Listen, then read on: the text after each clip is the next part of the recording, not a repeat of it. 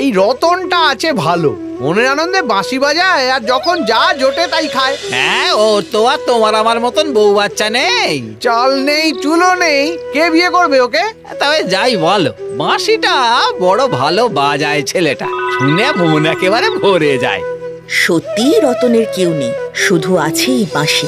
গ্রামের এই নদীর ধারে বাঁশি বাজায় আর যখন যা জোটে খায়। গ্রামের মানুষ অবশ্য রতনকে ভালোই বাসে, আর তাই যে যেমন পারে রতনকে খেতেও দিয়ে যায়। এই যে রতন দাদা, বাড়ি ফেরার আগে আমার বাড়ি হয়ে যেও, মোচা রেঁধেছি, দুটো ভাত খেয়ে যেও কেমন? হ্যাঁ, যাবো গো, যাবো। এমনই একদিন নদীর ধারে বাঁশি বাজাচ্ছে রতন। হঠাৎ নদীর জল তোলপাড় করে উঠে আসে এক বিরাট মূর্তি, মাথায় তার সোনার মুকুট। রতন, কে আপনি? আমি সাগর রাজ। তোমার মিঠে বাঁশির সুর আমার মন জয় করে নিয়েছে। ও, প্রণাম প্রণাম সাগর রাজ। আমার মেয়েরাও তোমার বাঁশি শুনে মুগ্ধ। আজ আমি এসেছি তোমাকে তোমার সুরের উপহার দিতে। এই নাও। কিন্তু এ নিয়ে আমি কি করব? এ নিয়ে তুমি ব্যবসা করো, তোমার সব দুঃখ চলে যাবে। তবে হ্যাঁ, একটা কথা তোমাকে দিতেই হবে। আজ্ঞা করুন দেবতা। একবার সাগরে এসে আমার মেয়েদের তোমার ওই বাঁশি শুনিয়ে যেতে হবে। নিশ্চয়ই যাব, এ তো আমার পরম সৌভাগ্য। চলি। বাক্স হাতে নিয়ে হতবাক রতন ভাবে, এ কি সত্যি নাকি স্বপ্ন। ভাবে, আমি কি জেগে জেগে স্বপ্ন দেখছি? তারপরই তার মনে হয়, না না, এই তো বাক্স আমার হাতে, কি আছে এতে? রতন বাক্স খোলে, আর বাক্স খুলতেই লাল নীল পাথরের আলোয় চারপাশ ভরে ওঠে। হ্যাঁ, কি এ তো মহা মূল্যবান সব পাথর। কি করব এসব নিয়ে আমি? ব্যবসা করো রতন। হ্যাঁ, ঠিক ঠিক, ব্যবসা করব। কালই আমি এই সমস্ত বিক্রি করে টাকা নিয়ে এসে ব্যবসা করব। কিন্তু কিসের ব্যবসা করব? না, ভাবতে হবে আমাকে। ভাবতে ভাবতে বাক্স নিয়ে বাড়ি চলে যায় রতন, কিন্তু কিছুতেই মাথায় আসে না কিসের ব্যবসা করবে। এই যে ভাইয়া রতন, আছো নাকি? এই নাও, তোমার বৌদি একটু মুড়ি ঘন্ট করেছে, নাও খেও। আহ, বৌদির রান্না। এ কি, দারচিনি লবঙ্গর গন্ধ বেরোচ্ছে না তো? আরে আমাদের গ্রাম দেশে কি এইসব মশলা সবসময় পাওয়া যায়? হে, জানোই তো, চাইলেও সবসময় মেলেন। চলি কেমন? খেও খেও। কিন্তু মশলা, হ্যাঁ, দারচিনি লবঙ্গ এলাচ হরিতকি, ঠিক ঠিক, হ্যাঁ, মশলার ব্যবসাই করব। যেমন ভাবা তেমন কাজ। সকালেই রতন রত্ন নিয়ে চলে যায় সোনার দোকানির কাছে। কিছু রত্ন বিক্রি করে মশলার ব্যবসা খুলে বসে। আর দেখতে দেখতে দেবতার আশীর্বাদে আর উপহারে সেই ব্যবসা ফুলে ফেঁপে ওঠে। এখন সবাই রতনকে সম্মানও করে। মেয়ের বাবারা সবাই চায় নিজেদের মেয়েদের সঙ্গে রতনের বিয়ে দিতে। হরিপদ, মশলাগুলো ভালো করে বাক্সে ভরে জাহাজে তুলে দিবি কেমন? আর বলে দিবি এরপর থেকে কিন্তু আমি নিজে যাব। আগে সবকিছু দেখে বেছে ভালো জিনিস আনতে হবে। রতন, আছো নাকি?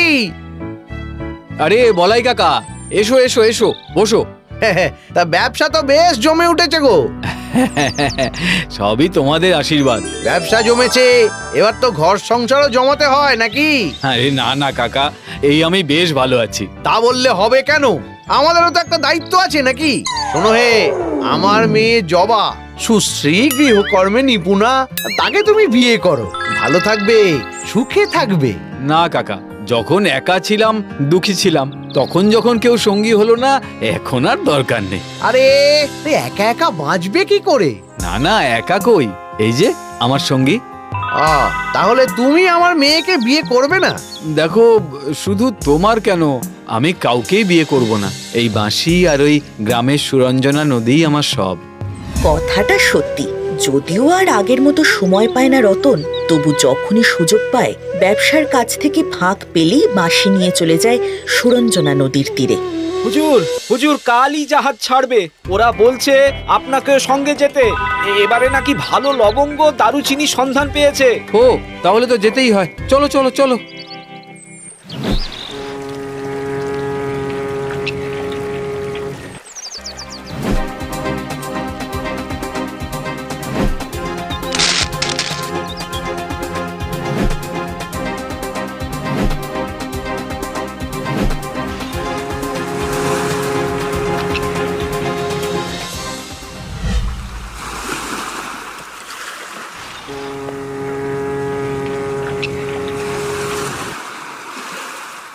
জাহাজ ভর্তি করে সমুদ্রপথে লবঙ্গ ও দারচিনি নিয়ে ফিরছে রতন।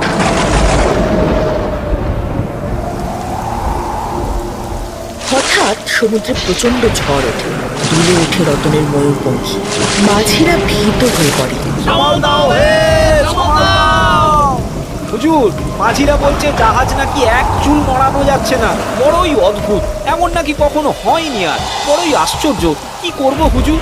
হঠাৎই রতনের মনে পড়ে যায় সমুদ্ররাজের বলা একটা কথা। একবার সাগরে এসে আমার মেয়েদের তোমার ওই বাঁশি শুনিয়ে যেতে হবে। হ্যাঁ হ্যাঁ মনে পড়েছে, আমি কথা দিয়েছিলাম সমুদ্ররাজকে সাগরে এসে ওনার মেয়েদের বাঁশি শুনিয়ে যাব। কি বলছেন হুজুর? না না, তোমরা ভয় পেও না হরিপদ। মাঝিদের বলো এই বিপদ আমার জন্যে, কিন্তু কেটে যাবে, সব কেটে যাবে, ঝড়ও থেমে যাবে। আর ঝড় থেমে গেলে তোমরা দেশে ফিরে যেও, আমার জন্য অপেক্ষা করো না। আর সে কি, আপনি কোথায় যাবেন? চিন্তা করো না, আমি ঠিক ফিরে আসবো।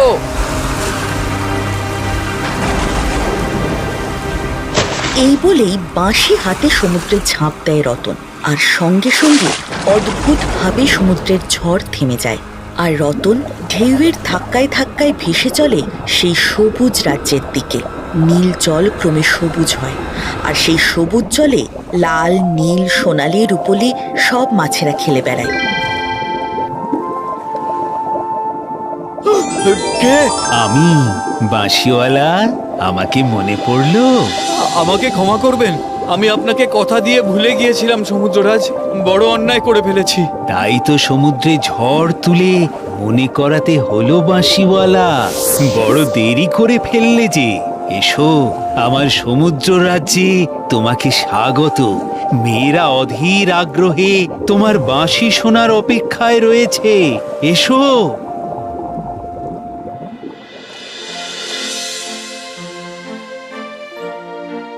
একে একে মাছেরা নানা খাবার এনে রাখলো রতনের সামনে। নাও নাও, খাও বাঁশিওয়ালা, খাও। তারপর শুনবো তোমার মধুর বাঁশি। খাওয়া শেষ হলে বাঁশি বাজানো শুরু করলো রতন। চিকের আড়ালে দেখা গেল দেবতার কন্যারা সেই বাঁশি শুনছে। মেয়েরা বলে উঠল, আহা আহা কি সুন্দর, কি সুন্দর। আমার মেয়েরা খুব খুশি হয়েছে। অপূর্ব তোমার সুর, এমন সুর আমি আর কোথাও শুনিনি। বড় খুশি হলাম। আমি আমার একটি মেয়ের সাথে তোমার বিবাহ দিতে চাই।